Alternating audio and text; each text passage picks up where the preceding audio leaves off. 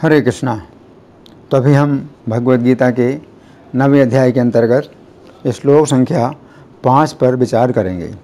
न च मत्स्थानि भूतानि पश्चिमे योगमेश्वरम भूतभृन्न च भूतस्थो ममात्मा भूत भावनः। तो यहाँ पर भगवान कह रहे हैं न च मत्स्थानि भूतानि। चा का मतलब और। तो पिछले श्लोक में भगवान ने कहा था न चा अहम तेषु अवस्थितः, कि मैं उनमें स्थित नहीं हूँ। अब भगवान कहते हैं कि न चा मत्स्थानि भूतानि, और ना ही प्राणी मेरे अंदर स्थित हैं। तो पहले भगवान ने कहा था पिछले श्लोक में मत्स्थानि सर्वभूतानि, सब प्राणी मुझ में स्थित हैं। और अब भगवान कहते हैं कि मुझ में स्थित नहीं है। पश्चिमे योगमेश्वरम। अब भगवान कहते हैं पश्चिमे योगमेश्वरम, ये मेरा योग और ऐश्वर्य देखो। भूत भृन्न च भूतस्थो, कि मैं प्राणियों का भरण पोषण करने वाला हूँ, लेकिन फिर भी उनमें स्थित नहीं हूँ। ममात्मा भूत भावना। तो मेरा ये जो शरीर है ये सब प्राणियों को उत्पन्न करने वाला भी है। तो अब हम सुनेंगे प्रभुपाद तात्पर्य में क्या लिखते हैं। श्रील प्रभुपाद की जय। भगवान का कथन है कि सब कुछ उन्हीं पर आश्रित है। मत्स्थानि सर्वभूतानि, इसका अन्य अर्थ नहीं लगाना चाहिए। भगवान इस भौतिक जगत के पालन तथा निर्वाह के लिए प्रत्यक्ष रूप से उत्तरदायी नहीं है। कभी कभी हम एटलस, एक रोमन देवता को अपने कंधों पर गोला उठाए देखते हैं। वो अत्यंत थका लगता है और इस विशाल पृथ्वी लोक को धारण किए रहता है। हमें किसी ऐसे चित्र को मन में नहीं लाना चाहिए जिसमें श्री कृष्ण इस सृजित ब्रह्मांड को धारण किए हुए हों। उनका कहना है कि यद्यपि सारी वस्तुएं उन पर टिकी हैं, किंतु वे पृथक रहते हैं। सारे लोग अंतरिक्ष में तैर रहे हैं और ये अंतरिक्ष परमेश्वर की शक्ति है, किंतु वे अंतरिक्ष से भिन्न हैं, वे पृथक स्थित हैं। अतः भगवान कहते हैं यद्यपि ये सब रचित पदार्थ मेरी अचिंत्य शक्ति पर टिके हैं, किंतु भगवान के रूप में मैं उनसे पृथक रहता हूँ। ये भगवान का अचिंत्य ऐश्वर्य है। वैदिक कोश निरुक्ति में कहा गया है युज्यते नैन दुर्घटेषु कार्येषु। परमेश्वर अपनी शक्ति का प्रदर्शन करते हुए अचिंत्य आश्चर्यजनक लीलाएं कर रहे हैं। उनका व्यक्तित्व विभिन्न शक्तियों से पूर्ण है और उनका संकल्प स्वयं एक तथ्य है। भगवान को इसी रूप में समझना चाहिए। हम कोई काम करना चाहते हैं तो अनेक विघ्न आते हैं और कभी कभी हम जो चाहते हैं वो नहीं कर पाते, किंतु जब श्री कृष्ण कोई कार्य करना चाहते हैं तो सब कुछ इतनी पूर्णता से संपन्न हो जाता है कि कोई सोच नहीं पाता कि ये सब कैसे हुआ। भगवान इसी तथ्य को समझाते हैं। यद्यपि वे समस्त सृष्टि के पालक तथा धारण करता हैं, किंतु वे इस सृष्टि का स्पर्श नहीं करते। केवल उनकी परम इच्छा से प्रत्येक वस्तु का सृजन, धारण, पालन एवं संहार होता है। उनके मन और स्वयं उनमें कोई भेद नहीं है, जैसा हमारे भौतिक मन में और स्वयं हम में भेद होता है, क्योंकि वे परमात्मा हैं। साथ ही वे प्रत्येक वस्तु में उपस्थित रहते हैं, किंतु सामान्य व्यक्ति ये नहीं समझ पाता कि वे साकार रूप में किस तरह उपस्थित हैं। वे भौतिक जगत से भिन्न हैं, तो भी प्रत्येक वस्तु उन्हीं पर आश्रित है। यहाँ पर इसे ही योगम ऐश्वरम अर्थात भगवान की योग शक्ति कहा गया है। तो यहाँ प्रभुपाद का तात्पर्य समाप्त हुआ। अब हम सुनेंगे श्री भगवान ने कहा में इस श्लोक की कैसी व्याख्या हुई है। पिछले श्लोक में श्री कृष्ण ने पहली बात तो ये कही थी कि वे सभी प्राणियों के हृदय में स्थित हैं। फिर दूसरी बात ये कही थी कि उनके अंदर सभी प्राणी स्थित हैं। फिर तीसरी बात ये कही थी कि वे सभी प्राणियों के हृदय में स्थित नहीं हैं। उस समय अर्जुन के मन में प्रश्न उठा कि श्री कृष्ण ने जिस प्रकार पहली बात के विरोध में तीसरी बात कही है, तो क्या उसी प्रकार दूसरी बात के भी विरोध में चौथी बात है। श्री कृष्ण ने दूसरी बात ये कही कि उनके अंदर सभी प्राणी स्थित हैं, तो क्या चौथी बात यह है कि श्री कृष्ण के अंदर सभी प्राणी नहीं हैं। अंतर्यामी होने के कारण श्री कृष्ण अर्जुन के प्रश्न को समझ गए। अतः उन्होंने इस श्लोक में ये बात कही कि हाँ, ऐसा भी है कि श्री कृष्ण के अंदर सभी प्राणी नहीं हैं। इस श्लोक में श्री कृष्ण की 3 अत्यंत महत्वपूर्ण शिक्षाएं हैं, जिनकी हम क्रमपूर्वक चर्चा करेंगे। अब पहली शिक्षा, इस श्लोक के प्रारंभिक शब्द हैं न च मत्स्थानि भूतानि, अर्थात और मुझ में समस्त प्राणी नहीं हैं। पिछले श्लोक में श्री कृष्ण ने दूसरी बात ये कही थी कि श्री कृष्ण में सभी प्राणी स्थित हैं। इस बात को हमने इस प्रकार समझा था कि श्री कृष्ण के विश्व रूप में सभी प्राणी स्थित हैं, परंतु अब श्री कृष्ण कह रहे हैं कि उनमें समस्त प्राणी स्थित नहीं हैं। इसका अर्थ है कि भगवान के रूप में श्री कृष्ण के ऊपर कोई भार नहीं है। तो यहाँ पर श्री कृष्ण कह रहे हैं कि उनमें समस्त प्राणी स्थित नहीं हैं। इसका अर्थ ये भी है कि उनके विराट रूप में जितने प्राणी स्थित हैं उनका श्री कृष्ण के विराट रूप में कोई भार का अनुभव नहीं होता है। इसका अर्थ ये भी है कि समस्त प्राणियों का भार श्री कृष्ण के विराट रूप में नहीं के बराबर है। यदि हम अपने शरीर में वस्त्रों को धारण करते हैं तो हमें उन वस्त्रों के भार का कोई अनुभव नहीं होता है, तथा हम कहते हैं कि हमारे शरीर पर वस्त्रों का कोई भार नहीं है। उसी प्रकार श्री कृष्ण कह रहे हैं यद्यपि उनके विराट रूप में समस्त प्राणियों की स्थिति है, परंतु इससे वे अपने विराट रूप में किसी भी प्रकार के भार का अनुभव नहीं करते हैं। उन्हें ऐसा लगता है कि मानो उनके विराट रूप में समस्त प्राणी नहीं हैं। भागवत 5:25-2 में ये वर्णन आता है कि पृथ्वी शेष जी के 1000 फणों में से किसी एक फण पर सरसों के दाने के समान इस प्रकार स्थित है कि उन्हें ये पता भी नहीं चलता है कि पृथ्वी उनके किस फण पर स्थित है। यदि हमारे सिर पर सरसों का एक दाना पड़ा हो तो हमें पता नहीं चलता है, उसी प्रकार शेष जी के 1000 फणों में किसी एक फण पर पृथ्वी इस प्रकार स्थित है कि उन्हें पृथ्वी के भार का पता नहीं चलता है। उन्हें ऐसा लगता है कि मानो उनके फण पर पृथ्वी है ही नहीं। तो यहाँ पर श्री कृष्ण कह रहे हैं कि वे अपने विराट रूप में संपूर्ण सृष्टि को इस प्रकार धारण करते हैं मानो उनके शरीर में संपूर्ण सृष्टि है ही नहीं। अब दूसरी शिक्षा, इस श्लोक में अगले शब्द हैं पश्चिम योगम ऐश्वरम, अर्थात मेरे योग ऐश्वर्य को देखो। योग शब्द का अर्थ है जोड़ना तथा ऐश्वरम शब्द का अर्थ है ईश्वर संबंधी। तो यहाँ पर श्री कृष्ण कह रहे हैं कि वे एक ऐसे ईश्वर हैं जिसके अंदर दो विरोधी बातें एक साथ घटित होती हैं। पहला विरोधाभास तो ये है कि यद्यपि वे परमात्मा के रूप में प्रत्येक प्राणी के हृदय में विराजमान हैं, परंतु वे भगवान के रूप में केवल अपने भक्तों के साथ ही लीलाएं करते हैं। फिर दूसरा विरोधाभास ये है कि वे अपने विराट रूप के द्वारा संपूर्ण सृष्टि को धारण करते हैं, परंतु भगवान के रूप में उन पर कोई भार नहीं है, अथवा वे सृष्टि को धारण नहीं करते हैं। वे केवल अपने भक्तों के साथ दिव्य लीलाओं को ही धारण करते हैं। तो यहाँ पर श्री कृष्ण अर्जुन से कह रहे हैं कि वे श्री कृष्ण के ऐसे योग ऐश्वर्य को देखें तथा समझें कि श्री कृष्ण के अंदर संपूर्ण सृष्टि है, परंतु फिर भी उनके अंदर संपूर्ण सृष्टि नहीं है। इसका अर्थ है यदि हम श्री कृष्ण की सेवा करते हैं तो संपूर्ण सृष्टि की सेवा हो जाती है। हमें किसी अन्य की अलग से सेवा करने की आवश्यकता नहीं है। फिर दूसरा आश्चर्य है कि श्री कृष्ण संपूर्ण प्राणियों के अंदर विराजमान है, परंतु फिर भी वे संपूर्ण प्राणियों के अंदर नहीं हैं। इसका अर्थ है यदि हमारे ऊपर श्री कृष्ण प्रसन्न हो जाते हैं तो हमारे ऊपर संपूर्ण प्राणी प्रसन्न हो जाते हैं। हमें अलग से किसी प्राणी को प्रसन्न करने की आवश्यकता नहीं है, परंतु सामान्य व्यक्ति इस बात को नहीं समझ सकता है। गर्ग संहिता के वृंदावन खंड के अंतर्गत अध्याय संख्या 23 में वर्णन आता है कि जिसमें शंखचूड़ नामक एक बलवान यक्ष ने कंस को 10,000 योजन की ऊंचाई अर्थात 1,20,000 किलोमीटर की ऊंचाई पर फेंक दिया। उस समय भी कंस गिरकर पुनः युद्ध करने लगा। कंस का शरीर वज्र के समान कठोर था। श्री कृष्ण जानते थे कि कंस इस प्रकार नहीं मर सकता है। अब जिस समय श्री कृष्ण कंस के साथ युद्ध कर रहे थे उस समय उन्होंने कंस को मंच के ऊपर से नीचे गिरा दिया तथा स्वयं उसके ऊपर कूद पड़े। भागवत 10:44-37 में वर्णन आता है कि चूंकि श्री कृष्ण के शरीर में समस्त ब्रह्मांड का भार था अतः कंस उस भार के कारण मर गया। इस घटना से पता चलता है कि श्री कृष्ण भारी से भी अधिक भारी हैं, क्योंकि उनके अंदर संपूर्ण सृष्टि है।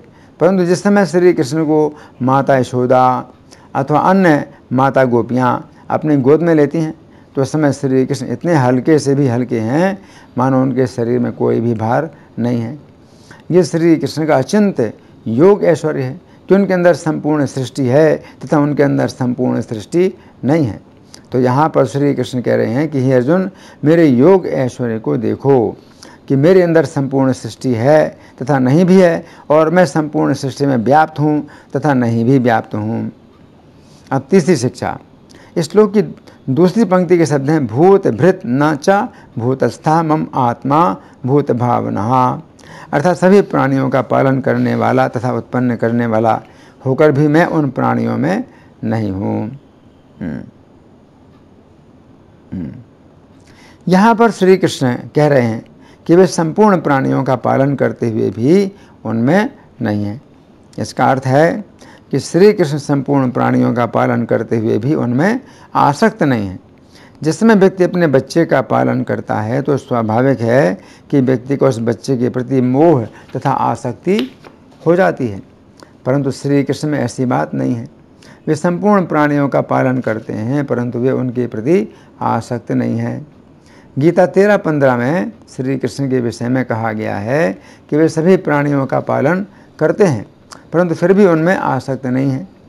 इस प्रकार समस्त जीवात्माओं को श्री कृष्ण भोजन पहुंचाते हैं परंतु फिर भी उन जीवात्माओं के साथ श्री कृष्ण का कोई भी व्यक्तिगत संबंध नहीं है। वे जीवात्माएं इस बात को जानते भी नहीं हैं कि उन्हें कौन भोजन दे रहा है। तो यहाँ पर श्री कृष्ण कह रहे हैं कि वे संपूर्ण प्राणियों को उत्पन्न करते हुए भी उनमें नहीं है। इसका अर्थ है कि श्री कृष्ण संपूर्ण प्राणियों को उत्पन्न करते हुए भी काल के रूप में उनका विनाश भी करते हैं। जिस समय किसी प्राणी की उत्पत्ति होती है ठीक उसी समय से श्री कृष्ण उसके विनाश की प्रक्रिया प्रारंभ कर देते हैं। काल के रूप में श्री कृष्ण सभी प्राणियों का संहार करते हैं। गीता 13:17 में कहा गया है कि श्री कृष्ण सभी को जन्म देने वाले हैं तथा सभी का संहार करने वाला है। उक्त श्लोक के तात्पर्य में श्रील प्रभुपाद लिखते हैं श्री कृष्ण सबके प्रलयकारी और संहार करता है। जब सृष्टि की जाती है तो वे सबों को मूल स्थिति से विकसित करते हैं और प्रलय के समय उन सब को निगल जाते हैं इति। यहाँ पर श्री कृष्ण कह रहे हैं कि वे सभी प्राणियों को उत्पन्न भी करते हैं तथा उनका संहार भी करते हैं। सामान्य व्यक्ति के लिए ये संभव नहीं है। ये बात अत्यंत प्रसिद्ध है कि श्री राम के राज्य में पिता के जीवित होते हुए पुत्र की मृत्यु नहीं होती थी, क्योंकि सामान्य रूप से कोई भी पिता नहीं चाहता है कि जिस पुत्र को उसने जन्म दिया है उसकी मृत्यु उसके जीवित रहते हो। ये गुण श्री कृष्ण में भी है, परंतु साथ साथ श्री कृष्ण में विरोधी गुण भी हैं कि वे स्वयं काल रूप से सभी प्राणियों का संहार करते हैं। इस श्लोक के बंगाली पद्यानुवाद में श्रील प्रभुपाद लिखते हैं हमारे शक्ति के थाके भिन्न आमा हाथे योगेश्वर ऐसे मोर भूज भाल मते भरता सकल भूतेर नई से भूतस्थ भूत भृत नाम मोर भूतादि तटस्थ। यहाँ पर श्री कृष्ण अर्जुन से कह रहे हैं भूत भृत नाम मोर भूतादि तटस्थ, अर्थात हे अर्जुन, यद्यपि मैं सभी प्राणियों का पालन करने वाला हूँ परंतु फिर भी मैं सभी प्राणियों के प्रति उदासीन अर्थात तटस्थ रहता हूँ। परंतु जहाँ तक मेरे भक्तों की बात है मैं भक्तों के प्रति कभी भी उदासीन नहीं होता हूँ, अतः तुम मेरे भक्त बनो। तो यहाँ पर भगवान क्या कह रहे हैं, नचा मत स्थानी भूतानी पश्चिम योग महेश्वरम, कि मुझ में समस्त प्राणी नहीं हैं और मेरा योग ऐश्वर्य देखो। तो यहाँ पर भगवान अर्जुन को क्या कह रहे हैं, आज्ञा दे रहे हैं। क्या आज्ञा दे रहे हैं, मेरे योग ऐश्वर्य को देखो, मेरे योग का ऐश्वर्य देखो, है ना। तो भगवान के योग का ऐश्वर्य क्या है कि इतना भार है, सृष्टि का कितना बड़ा भार है ना। और श्री कृष्ण के ऊपर है सृष्टि का इतना बड़ा भार, लेकिन उनके ऊपर कोई भार नहीं है। यहाँ पर भगवान कह रहे हैं उनके ऊपर कोई भार नहीं है, योग ऐश्वर्य। तो योग ऐश्वर्य का मतलब है कि अपने योग के बल पर, अपनी योग शक्ति के बल पर श्री कृष्ण ने जो है संपूर्ण सृष्टि को धारण कर रखा है ना, और उनके ऊपर कोई भार नहीं है। तो कोई कोई योगी जो है ऐसा भी करते हैं कि उनके सिर के ऊपर जो भार होता है तो वो भार जो भी सामान उनके सिर के ऊपर है तो अपनी योग शक्ति से वो क्या करते हैं, अपने सिर से ऊपर उठा लेते हैं। तो वो चल रहे हैं, उनके सिर के ऊपर वो जो सामान है वो भी चल रहा है, लेकिन वो उनके सिर में नहीं रखा है, सिर पर कोई भार नहीं है, वो चलते जा रहे हैं और सिर के ऊपर वो भार भी चलता जा रहा है। तो ये क्या है? योग शक्ति है ना। तो अगर कोई योगी अपनी योग शक्ति से अपने सिर के ऊपर भार इस प्रकार से रखता है कि उसके सिर पर ही है, उसके सिर के ऊपर ही है, लेकिन तो भी भार नहीं है, क्योंकि वो जो भार है वो ऊपर उठा हुआ है और आकाश में चल रहा है, उसके सिर के ऊपर आकाश में चल रहा है। तो वो योगी चल रहा है और उसके सिर के ऊपर भार भी चल रहा है। तो कैसे चल रहा है? सिर के ऊपर ही तो चल रहा है। तो आप क्या कहते हैं? सिर के ऊपर है, लेकिन फिर भी ये भी आप कहेंगे सिर के ऊपर नहीं है। आप क्या कहेंगे? अगर किसी योगी के सिर के ऊपर जो है बहुत बड़ा जो है एक सामान रखा हुआ है ना, लेकिन सिर के ऊपर वो स्पर्श नहीं कर रहा, सिर का स्पर्श ही नहीं कर रहा, सिर का सिर स्पर्श से ऊपर है। तो आप क्या कहेंगे? कि उसके सिर पर भार नहीं है। लेकिन फिर दूसरी बात ये भी कहेंगे उसके सिर के ऊपर भार है ना, उसके साथ साथ वो भार भी चल रहा है ना। तो ये चीज़ जो है अगर कोई योगी प्रकट कर सकता है तो फिर भगवान क्या नहीं कर सकते। तो संपूर्ण सृष्टि का भार भगवान उठाए हैं, लेकिन वो जो है इस प्रकार उठाए हैं कि उन्हें कुछ भी परिश्रम नहीं है, कुछ भी परिश्रम नहीं है ना। तो प्रभुपाद ने तात्पर्य में एक बहुत अच्छी बात बताई कि जो रोम में जो है एक कल्पना करते हैं कि पृथ्वी को जो है किसी देवता ने उठाया हुआ है, अपने कंधे में उठाया हुआ है, और कंधे में उठाया हुआ है तो वो बड़ा जो है कष्ट का अनुभव कर रहा है। तो वो जो देवता है, एटलस नाम का देवता है, वो पृथ्वी को अपने कंधे में उठाया हुआ है और बड़े कष्ट के साथ में जो है वो पृथ्वी को उठाए हुए हैं अपने कंधे में। तो प्रभुपाद कहते हैं इस प्रकार की कल्पना करने की ज़रूरत नहीं है। कृष्ण के संबंध में इस प्रकार की कल्पना करने की ज़रूरत नहीं है। तो सामान्य लोग जो है ईश्वर के संबंध में इसी प्रकार की कल्पनाएं करते हैं अपने अनुभव के आधार पर, है ना। लेकिन अगर भगवान का जो गुण है वो अचिंत्य है, अगर भगवान के अंदर अचिंत्य गुण है ना, तो वो जो है उसी को ही भगवान योग ऐश्वर्य बताते हैं कि उनका जो है ये ऐसा योग ऐश्वर्य है ना। तो जैसे गोवर्धन पर्वत श्री कृष्ण ने धारण किया, तो गोवर्धन पर्वत ऐसे धारण किया कि जैसे उसमें कोई भार ही नहीं है। तो वे जो है अपनी बाएं हाथ की छिंगुली के ऊपर गोवर्धन पर्वत को धारण किए हुए हैं। तो छिंगुली के ऊपर गोवर्धन पर्वत, इतना बड़ा पर्वत कैसे धारण हो सकता है ना। तो केवल देखने के लिए है कि उनकी छिंगुली के ऊपर गोवर्धन पर्वत का पूरा भार। तो छिंगुली के ऊपर पहली बात है कि इतना बड़ा भार नहीं हो सकता, और फिर अगर भार हो भी तो वो जो है उसका संतुलन कैसे होगा। एक छोटे से बिंदु पर जो है पर्वत का पूरा भार, उसका संतुलन कैसे होगा, वो फिर दूसरी तरफ से गिरेगा। अगर मान लिए कि एक उंगली के ऊपर पर्वत कोई अगर उठा भी ले तो पर्वत जो है किसी न किसी दिशा में वो जो है उसका भार गिरेगा ही, है ना। तो ये नहीं हो सकता है। तो दोनों बातें जो है श्री कृष्ण के साथ हो रही हैं कि उसका जो पूरा भार है वो इस प्रकार से है कि पर्वत बिल्कुल टेढ़ा नहीं हो रहा है, बिल्कुल सीधा का सीधा जो है जैसे ज़मीन में रखा हुआ था उसी प्रकार से उनकी उंगली के ऊपर रखा हुआ है, जरा भी इधर उधर से कहीं से भी झुक नहीं रहा है। तो ये भार भी जो है श्री कृष्ण ने जो है धारण किया हुआ है।